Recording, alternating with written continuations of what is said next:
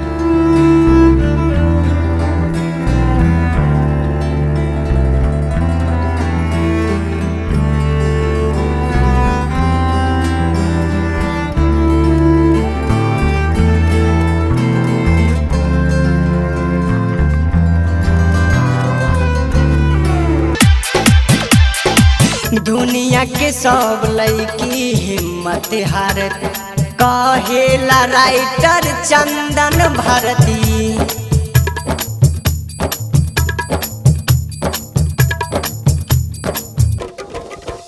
दुनिया के सब लड़की हिम्मत हारती कहेला राइटर चंदन भारती। अंत समय में पड़ला दबावता इज्जत बचबे खातिर बन जालू स्वार्थी। धर्मेंद्र धड़कन गावे गाना धोखेबाज बनल सारा जमाना। दीवाना तोहर रोज रोवता गोरी हो, दीवाना तोहर रोज रोवता। खुशी रिकॉर्डिंग स्टूडियो बलुआहा।